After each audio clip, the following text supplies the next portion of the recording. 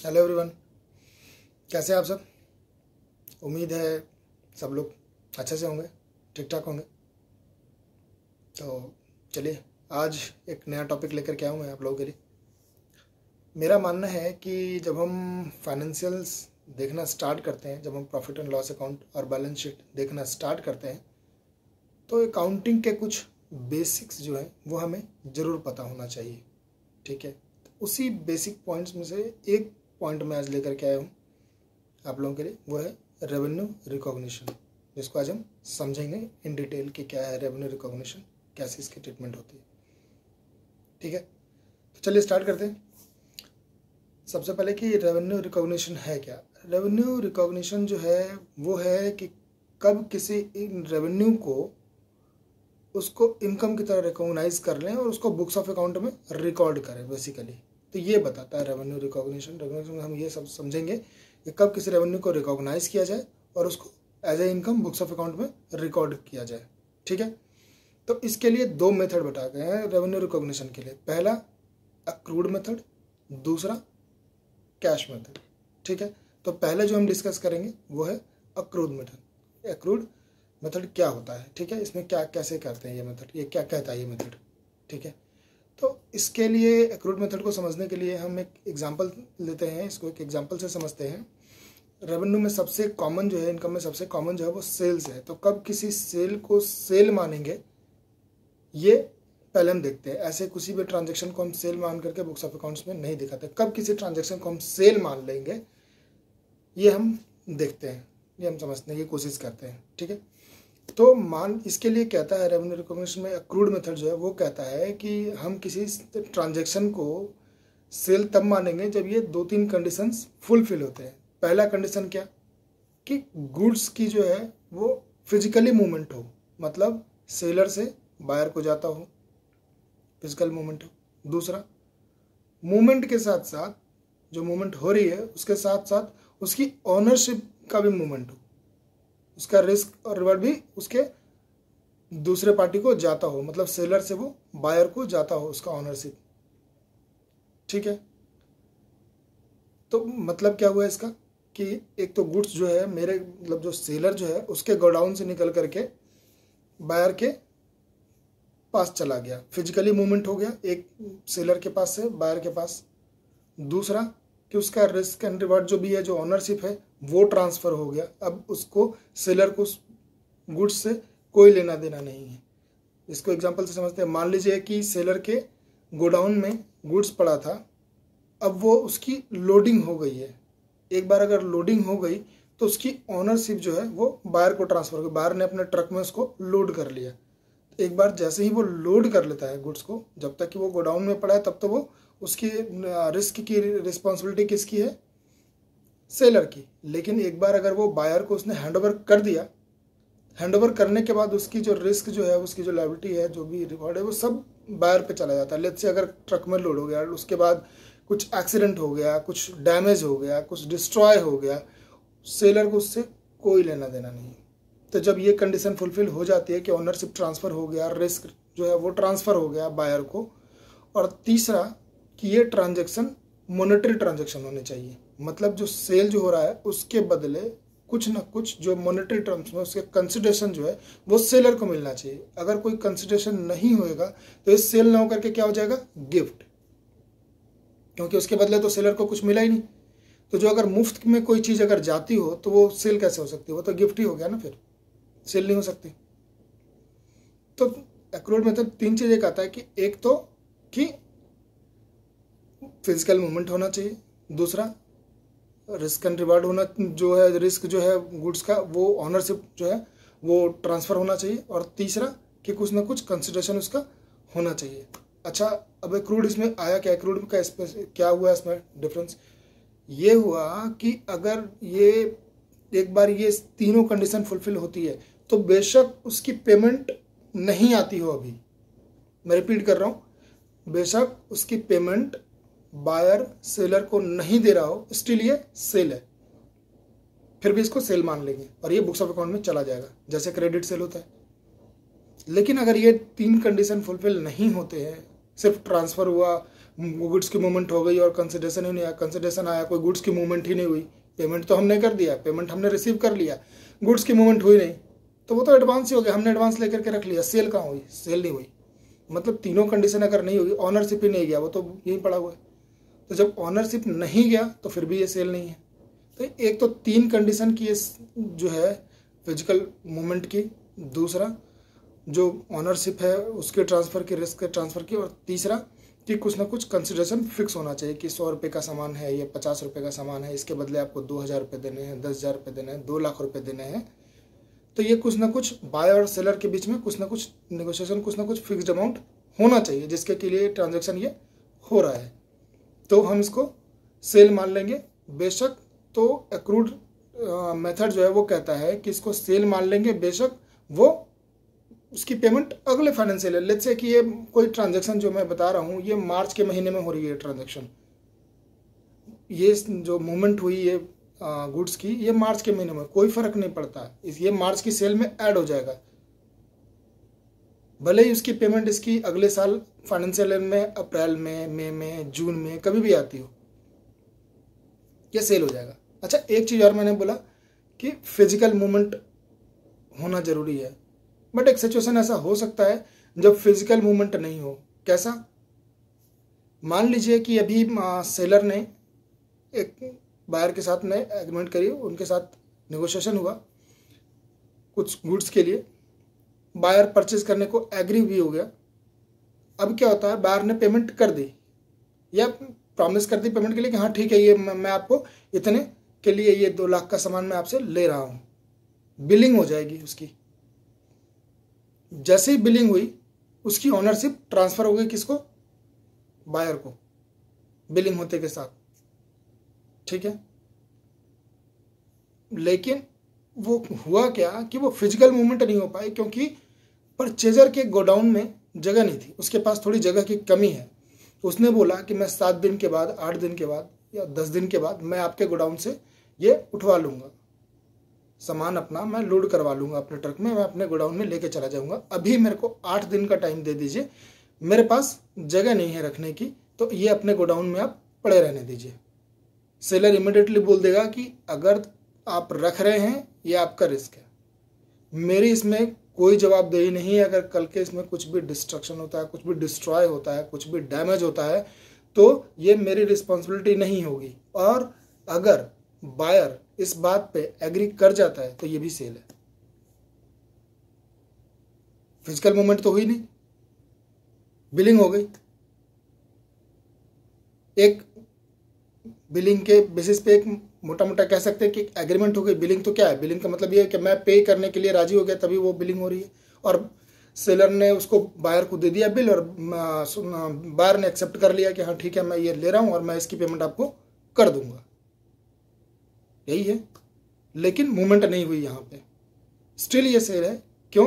क्योंकि यहाँ ownership transfer हो चुकी है और ये टेम्प्रोरी जो है उसने बोला है, उसने रिक्वेस्ट करी है, स्पेशल सर्कमस्टांसेज है जिसमें कि बायर ने सेलर को रिक्वेस्ट की है कि ये मैं आपसे ले लूँगा बट अभी इसको अपने पास रहने दीजिए, ये भी सेल है, ठीक है। तो अभी मैं मोटा मोटा क्या समझ में आया कि एक तो मूवमेंट ऑफ गुड्स होना चाहिए, कुछ ऐसे कंडीशंस है जिसमें कि मूवमेंट ऑफ गुड्स हो सकता है कि ना हो, बट ये है प्राइमा फेसिया रिक्वायर्ड है, ये प्राइमा फेसिया रिक्वायर्ड होता है, ठीक है। दूसरा कि उसका कुछ ना कुछ नेगोशिएशन अमाउंट होना चाहिए, कुछ ना कुछ कंसिडरेशन होना चाहिए, और जो मोस्ट इंपॉर्टेंट जो है वो ऑनरशिप जो है वो ट्रांसफर होनी चाहिए। इसके बेस पे अगर बिलिंग हो गई, नेगोशिएशन कब होगा? प्राइस फिक्स कब होगा? जब बिलिंग हो जाएगी। मतलब मेरे ब्लाइंग जितनी बार मैंने बोला प्राइस फिक्स का, जितनी बार मैंने कंसिडरेशन की बात करी है, उसका मतलब ये है कि बिलिंग हो रही है, वर्बल कम्युनिकेशन नहीं कि मैंने आपको बोल दिया 3000 में मैंने खरीद लिया, आपने बोला। जितनी बार मैंने बोला है कि जो एग्रीमेंट, जो नेगोशिएशन की बात मैंने कंसिडरेशन की बात करी है कि उसके बदले कुछ मिलना चाहिए, इसका मतलब कि बिलिंग की बात मैं कर रहा हूँ कि बिलिंग हो गई है। और अगर तो बिलिंग नहीं होगी तो फिर वो क्या हो जाएगा? मैंने जैसे बताया, गिफ्ट हो जाएगा, ये सेल हो नहीं सकता, ठीक है। तो ये हमारा एक रूल सिस्टम कहता है कि अगर ये तीनों होता है तो प्रोवाइडेड, भले ही आपके मतलब नहीं आते हैं, पेमेंट आपकी बाद में आती है, तो इसमें पेमेंट मैटर नहीं करता है। किसमें? अक्रूड मेथड में, कि पेमेंट ना भी है तो उसको हम सेल मान लेंगे। इसको एक और एग्जांपल से समझते हैं। मान लीजिए आपने एक फिक्स डिपॉजिट करी हुई है, एफडी करा दिया बैंक में। मान लीजिए आपने अगस्त के महीने में कराया ये, ठीक है, अगस्त के महीने में करा दिया या किसी महीने में भी आप मान लीजिए दिसंबर में करा दिया। दिसंबर में मैंने आपने मान लीजिए आपने 1 लाख रुपए का कोई एफडी बैंक में करा दिया। क्लियर है? अब एफडी पे कुछ ना कुछ तो इंटरेस्ट मिलेगा। आपने 1 साल के लिए कराया एफडी, 1 साल के लिए कराया, तो आपकी जो आपने ये सेलेक्ट किया है कि आपकी जो इंटरेस्ट है वो आपके मैच्योरिटी के टाइम पे आपको मिलेगी। अब ये दिसंबर में अगर आपकी हुई है और 1 साल के लिए आपने कराया है, नवंबर में जाकर के पूरी होगी। मान लीजिए 1 दिसंबर को अगर कराया तो दिसंबर पूरा का पूरा काउंट होगा। दिसंबर, जनवरी, फरवरी, मार्च, अप्रैल, मई, जून, जुलाई, अगस्त, सितंबर, अक्टूबर, नवंबर, 12 महीने। ठीक है, तो ये नवंबर में आके जाके कंप्लीट हो रही है। लेकिन आपकी फाइनेंशियल ईयर कब खत्म हो जाएगी? मार्च में। आपने कब कराया? दिसंबर में। फाइनेंशियल ईयर कब खत्म हो जाएगी? मार्च में। कमिंग मार्च में खत्म हो जाएगी फाइनेंशियल ईयर, आपकी क्लोज हो रही होगी। जबकि आपका एफडी कब मैच्योर हो रहा होगा? अगले साल नवंबर में। तो जब आप मार्च में क्लोज करोगे अकाउंट्स, तो इस 4 महीने का जो इंटरेस्ट जो ड्यू हो गया वो आपको अपने बुक्स में दिखाना पड़ेगा। वो उसको भी इनकम मान लेंगे, बेशक उसकी पेमेंट नहीं आई है। पेमेंट कब आएगी? इंटरेस्ट कब मिलेगा अकाउंट में? वो जब मैच्योर होगी एफडी, 12 महीने के बाद, 1 साल के बाद। एक्चुअल में तो 1 साल के बाद ही मिलने वाले हैं आपको, लेकिन अकाउंटिंग ये कहता है कि इसके जो 4 महीने के इंटरेस्ट ड्यू हुए। अच्छा, ये कैसे पता लगेगा? ये बैंक, आपको पता ही होगा, बैंक इंटरेस्ट सर्टिफिकेट देता है। इंटरेस्ट सर्टिफिकेट से आपको पता लग जाएगा कि आपके कितने इंटरेस्ट 4 महीने में आपके ड्यू हुए, आपको एक्रू हुए हैं। तो वो जो 4 महीने की है वो आपकी इनकम हो गई और उसको आपको दिखाना पड़ेगा बुक्स ऑफ अकाउंट में। इसको इनकम मान लेंगे एक्रूड मेथड के अकॉर्डिंग। ठीक है, एक और एग्जांपल ले लेते हैं। मान लीजिए कि आपकी एक शॉप है, आपने उस शॉप को किराए पे दे दिया, रेंट पे दे दिया है। ठीक है, अब आपका टेनेंट जो है आपसे ये रिक्वेस्ट करता है कि उसकी थोड़ी सी कुछ फाइनेंशियल प्रॉब्लम आ गई है, तो इसलिए वो फरवरी और मार्च 2 महीने का रेंट जो है वो आपको नहीं दे पा रहा है। और उसका ये कहना है कि वो अप्रैल के महीने में 3 महीने की पेमेंट वो एक साथ में कर देगा। 3 महीने का रेंट वो एक बार में दे देगा। कौन कौन से? फरवरी, मार्च और अप्रैल में वो अप्रैल की भी मिलाकर के वो 3 महीने की दे देगा। वो उसका ये कहना है टेनेंट का, वो 2 महीने की नहीं दे पा रहा है। अच्छा, आपका बुक्स कब क्लोज होगा? मार्च में। तो यहाँ जो 2 महीने की जो आपकी जो रेंट है ये भी आपका क्या हो गया? अक्रूड हो गया। मतलब आपको समझा जाएगा कि आपकी इनकम है, ये मान लिया जाएगा कि आपकी इनकम है, इसको आपके इनकम में ऐड कर दिया जाएगा। किसके बेस पे? अक्रूड मेथड के बेस पे, अक्रूड मेथड के बेस पे। ठीक है, तो ये हमने 2-3 एग्जांपल करके देख लिए। इसके बाद जो दूसरा जो मेथड था वो था कैश मेथड। तो ये तो बड़ा सिंपल है कि जब कैश आ जाएगा तो हम उसको मान लेंगे, कैश नहीं आता है तो हम उसको इनकम नहीं मानेंगे। ठीक है, इसमें बड़ा सिंपल है। इसमें अक्रूड मेथड, जैसे कि अगर सेल किया है और अगर पेमेंट आएगा तब तो इसको सेल मानेंगे, नहीं तो नहीं मानेंगे। ठीक है, उसी तरीके से किसी भी ट्रांजेक्शन में जिसमें कि सेल। अच्छा, ये कहाँ यूज होता है कैश मेथड? मैं आपको बता दूं कि सबसे ज़्यादा चलन में जो है, प्रचलन में है, वो है अक्रूड मेथड। अक्रूड मेथड ही बोला गया है सबको फॉलो करने के लिए। सारी कंपनीज हैं जिनको भी, सबको फॉलो करने के लिए ये कंपलसरी है अक्रूड मेथड फॉलो करना। कैश मेथड फॉलो करना के लिए मना किया गया है आज के डेट में, साइंटिफिक अकाउंटिंग के दौर में। कैश मेथड कहाँ पर रिक्वायर्ड होता है? कैश मेथड कब फॉलो किया जाता है? क्यों रिक्वायर्ड है कैश मेथड?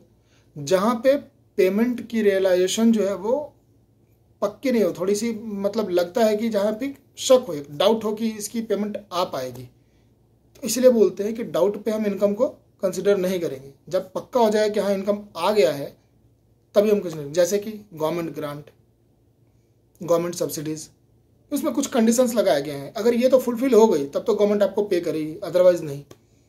आपको पता ही नहीं है कि फुलफिल होगी या नहीं होगी। गवर्नमेंट ने कुछ और नोट्स निकाला, आपने अपने अकाउंट्स में दिखा दिया इसको इनकम, आपने दिखा दिया इनकम, लेकिन गवर्नमेंट ने बोला कि नहीं जी हम तो आपको पेमेंट करेंगे ही नहीं।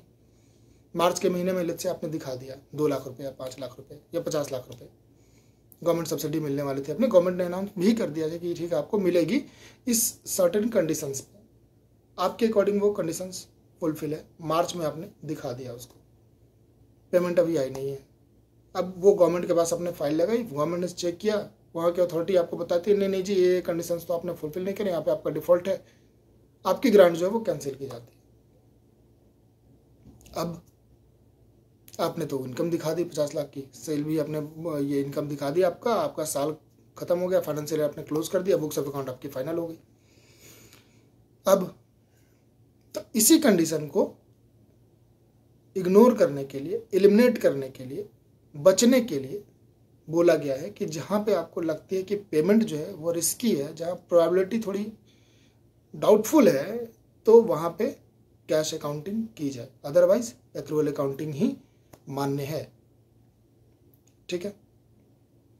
अच्छा, एक और तरीका है रेवेन्यू रिकॉग्निशन का जो स्पेसिफिकली सिर्फ कंस्ट्रक्शन जो इंडस्ट्री है उसमें यूज की जाती है।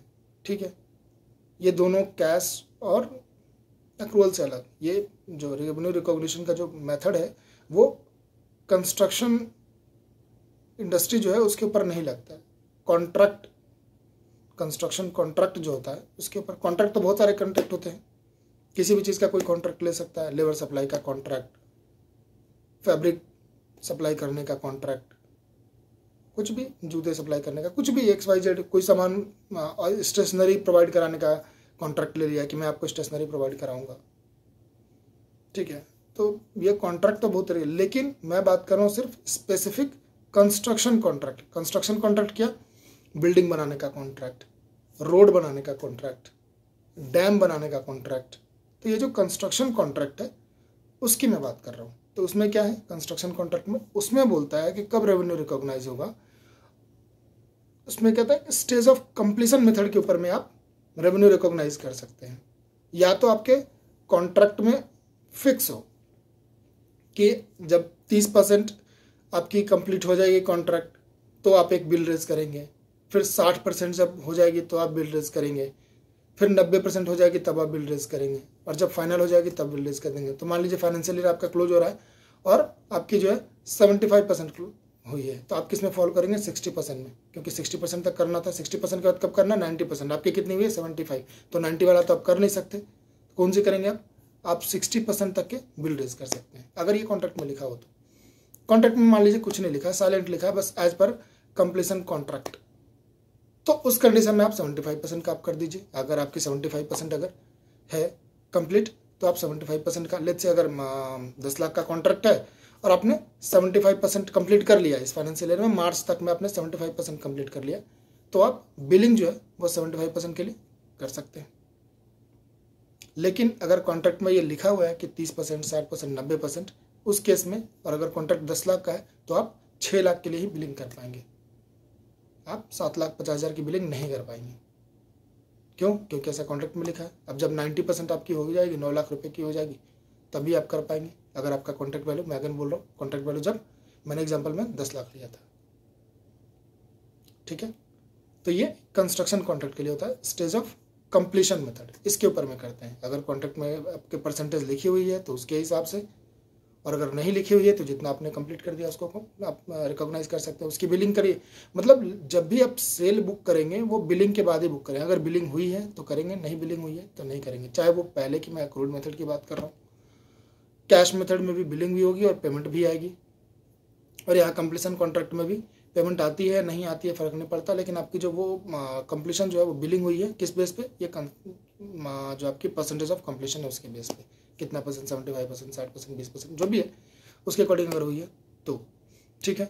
अब आप लोगों को मैं ये बता दूं कि इसके लिए ये भी टॉपिक कितना इंपॉर्टेंट था कि इसके लिए एक अकाउंटिंग स्टैंडर्ड बनाई गई ताकि सारी कंपनियां एक ही रूल फॉलो कर पाए, तभी ये एक्रूड जो मेथड है तभी ये यूनिफॉर्म में आया और सब लोग इसको यूज़ करने लगे। इसके लिए अकाउंटिंग स्टैंडर्ड जो है, एक ICAI जो है, institute of chartered accountant of India, ICAI, institute of chartered accountant of India, government के परमिशन से ये time to time accounting standards, accounting जिसको कि अगर सरल लैंग्वेज में बोले तो इसको अकाउंटिंग के नॉर्म्स की तरीका बताती है, कैसे कैसे आप अकाउंटिंग करनी चाहिए किसी किसी टॉपिक के आपको, तो वो बताती रहती है। तो उस वही एक लेट डाउन इसने किया है अकाउंटिंग स्टैंडर्ड चैप्टर 9 में, अकाउंटिंग स्टैंडर्ड 9 इसको बोलते हैं, 9 नंबर पे आता है अकाउंटिंग स्टैंडर्ड के, जिसको रेवेन्यू रिकॉग्निशन बोलते हैं।